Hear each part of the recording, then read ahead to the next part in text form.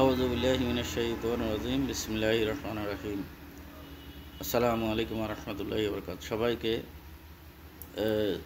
জুম্মা মুবারকের সালাম, শুভেচ্ছা, অভিনন্দন। আজকে এই বিশাল একটা শোকের দিন আমাদের কুমিল্লা ফেনী নোয়াখালীর জন্য।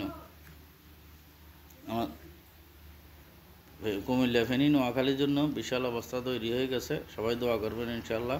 আমাদের কুমিল্লার অবস্থা তো কেটে গেছে, পানি চলে গেছে, কিন্তু পুনর্বাসন চলছে।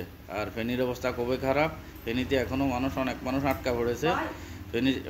ফেনীতে অনেক মানুষ আটকা পড়েছে। এমন অবস্থা তৈরি হয়েছে, এখানে উদ্ধার করার মতো কোনো লোক নাই, উদ্ধার করে যাওয়ার মতো কোনো সুবিধাজনক অবস্থা নাই। এখন আজকে 3 দিন নেট বন্ধ ছিল, এখন নেট খুলেছে। হয়তো কিছু মানুষ খবর দেখবে, সেনাবাহিনী ঢাকা থেকে বিভিন্ন টিম এসেছে, আমরা দেখেছি উপজেলাতে। তারা কিছু ওইখানে কাজ করতেছে, তারা কেউ খাদ্য বা অনেক কিছু নিয়ে যাইতেছে। সবাই দোয়া করবেন ফেনীর এই মানুষগুলোকে, অন্তত যারা ঘরের মধ্যে হয়তো মরে লাশ হয়ে আছে, কিন্তু কেউ উদ্ধারের মতো কোনো ব্যবস্থা নাই। অন্তত যারা মৃত্যুবরণ করেছে তারা যেহেতু মহান আল্লাহ তাআলা যেন জান্নাতবাসী করেন, আর যারা আটকে পড়া আছেন তাদেরকে যেহেতু উদ্ধার করার তৌফিক দান করেন। সবাই দোয়া করবেন।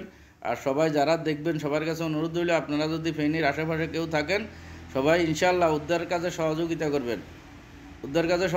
করবেন। মানুষ হিসেবে আপনার আমার দায়িত্ব, আমরা সবার দায়িত্ব আছে। আমরা একটা ভাই বিপদে পড়লে আমরা সবাই তাকে সহযোগিতা করা, সেই দৃষ্টিভঙ্গিতে বলছি। আপনাদের কাছে অনুরোধ রইল, আপনারা যেখানে আছেন ফেনীর আশেপাশে, তারা সবাই অন্তত সহযোগিতা করবেন, এই ফেনীর মানুষদেরকে রক্ষা করবেন। যারা মরে গেছে তাদেরকে জানাজার কোনো ব্যবস্থা করবেন, আর যারা অন্তত জীবিত আছে তাদেরকে বাঁচানোর ব্যবস্থা করেন। সবার কাছে অনুরোধ রইল।